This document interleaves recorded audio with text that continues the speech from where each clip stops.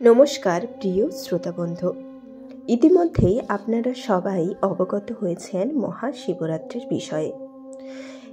এবছর অর্থাৎ 2025-এর মহাশিবরাত্রি পড়েছে বুধবার অর্থাৎ 26শে ফেব্রুয়ারি 2025 সকাল 11:08 থেকে বৃহস্পতিবার 27শে ফেব্রুয়ারি 2025 8:54 অবধি, সকাল 8:54 অবধি। তো আমরা জেনে গেলাম যে বুধবার কটা থেকে শিবরাত্রির ব্রত পালিত হবে এবং কটায় সেই ব্রত শেষ হবে। চলুন আজকে আমি আপনাদেরকে বলতে চলেছি মহাশিবরাত্রির ব্রত কথা। যারা ব্রত করবেন এবং যারা করবেন না, উভয় ব্যক্তি এই ব্রত কথা শ্রবণ বা কীর্তন করতে পারেন। তবে যারা এই ব্রত রাখতে চলেছে তাদের উদ্দেশ্যে বলবো, তারা একবার এই মাহাত্ম্য ব্রত কথাটি অবশ্যই শুনবেন। তো পার্বতীকে শিব এই শিব চতুর্দশীর তিথির মাহাত্ম্য বলছে। কি বলছে? একদা সর্বগুণযুক্ত বারাণসীপুরীতে ভয়ঙ্কর এক ব্যাধ বাস করত। বেটে খাটো ছিল তার চেহারা, আর তার গায়ের রং ছিল কালো। চোখ আর চুলের রং ছিল কটা। নিষ্ঠুর ছিল তার আচরণ। ফাঁদ, জাল, দড়ির ফাঁস এবং নানান রকম জিনিস দিয়ে প্রাণীর হত্যা করতেন, হাতিয়ার বানাতেন। তিনি এই সবে পরিপূর্ণ ছিল এবং তার বাড়িও ছিল এই সবে ভর্তি। একদিন সে বনে গিয়ে অনেক পশু হত্যা করল। তারপর নিহত পশুদের মাংস ভার নিয়ে নিজের বাড়ির দিকে রওনা হলো। পথে শ্রান্ত হয়ে সে বনের মধ্যে বিশ্রামের জন্য একটি বৃক্ষমূলে শয়ন করলেন এবং একটু পরেই নিদ্রিত হলেন। সূর্য অস্ত গেল। এলো ভয়ঙ্কর রাত্রি। ব্যাধ জেগে উঠল। ঘোর অন্ধকারে কোনো কিছুই আর দৃষ্টিগোচর হলো না। অন্ধকারে হাতড়াতে হাতড়াতে সে একটি শ্রীফল বৃক্ষ অর্থাৎ বিল্ব বৃক্ষ পেল। সেই বিল্ব বৃক্ষে সে লতা দিয়ে তার মাংসের ভাঁড় বেঁধে রাখল। বৃক্ষতলে হিংস্র জন্তুর ভয় আছে এই ভেবে সে নিজেও ওই বৃক্ষে উঠে পড়ল।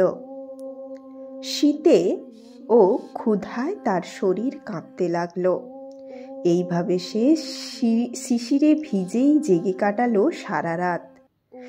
দৈববশত সেই বৃক্ষের মূলে ছিল আমার অর্থাৎ শিবের একটি প্রতীক। তিথিটি ছিল শিব চতুর্দশী, আর ব্যাধও সেই রাতেই কাটিয়েছিল উপবাসে। তার শরীর থেকে আমার প্রতীকের ওপরে হিম বা শিশির ঝরে পড়ছিল। তার শিশিরের ঝাঁকুনিতে বিল্বপত্র পড়েছিল আমার প্রতীকের ওপর। এইভাবে উপবাসের বিল্বপত্র প্রদানে এবং শিশির স্নানে নিজের অজান্তেই ব্যাধ শিবরাত্রির ব্রত করে ফেলল। দেবী তিথি মাহাত্ম্যে কেবল বিল্বপত্রে আমার যে প্রীতি হয়েছিল, স্নান, পূজা বা নৈবেদ্য আদি দিয়েও সেই প্রীতি সম্প্রদান সম্ভব নয়। তিথি মাহাত্ম্যে ব্যাধ মহাপুণ্য লাভ করেছিল। পরদিন উজ্জ্বল প্রভাতে ব্যাধ নিজে বাড়ি চলে গেল। কালক্রমে ব্যাধের আয়ু শেষ হলো। যমদূত তার আত্মাকে নিতে এসে তাকে যথারীতি যমপাশে বেঁধে ফেলতে উদ্যত হলো। অন্যদিকে আমার প্রেরিত দূত ব্যাধকে শিবলোকে নিয়ে এলো, আর আমার দূতের দ্বারা আহত হয়ে যমদূত যম মহারাজকে নিয়ে আমার পুরোদ্বারে উপস্থিত। দ্বারে শিবের অনুচর নন্দীকে দেখে যম তাকে সব ঘটনা বলল। এই ব্যাধ সারা জীবন ধরে কুকর্ম করেছে, জানালেন যম। তার কথা শুনে নন্দী বললেন, ধর্মরাজ, এতে কোনো সন্দেহ নেই যে এই ব্যাধ দুরাত্মা। সে সারা জীবন অবশ্যই পাপ করেছে, কিন্তু শিবরাত্রির ব্রতের মাহাত্ম্য যে পাপমুক্ত হয়েছে এবং সর্বেশ্বর শিবের কৃপা লাভ করেছে, তাই সে শিবলোকে এসেছে। নন্দীর কথা শুনে বিস্মিত হলেন ধর্মরাজ। তিনি শিবের মাহাত্ম্যের কথা ভাবতে ভাবতে যমপুরীতে চলে গেলেন। শিব পার্বতীকে আরও বললেন, এই হলো শিবরাত্রির ব্রতের মাহাত্ম্য। শিবের কথা শুনে শিবজয়া হিমালয় কন্যা পার্বতী বিস্মিত হলেন। তিথি শিবরাত্রির ব্রতের মাহাত্ম্যর নিকটজনের কাছে বর্ণনা করলেন।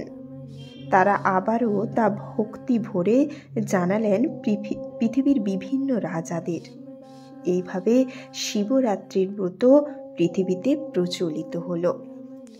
এই হলো একটি ব্যাধের গল্প, যে কিনা মহাশিবরাত্রির ব্রত অজান্তেই পালন করে যমরাজ্য থেকে শিবপুরীতে উদ্ধার পেল এবং সেখান থেকেই শিবজায়ারা নানান দেশে বড় বড় রাজাদের এই ব্রতের মাহাত্ম্যের কথা চারিদিকে ছড়িয়ে দিল।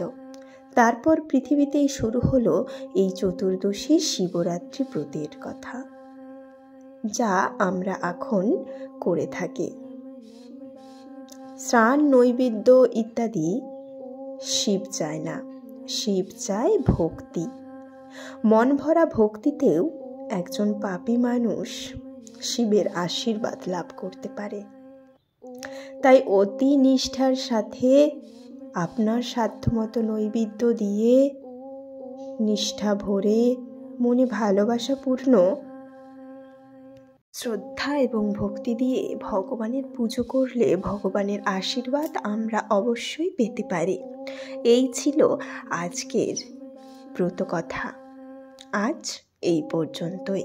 শিবরাত্রি সবার ভীষণ ভালো কাটুক। সবাই সুস্থ ও স্বাভাবিকভাবে মনে ভক্তি নিয়ে এই পুজো পালন করুন। ধন্যবাদ।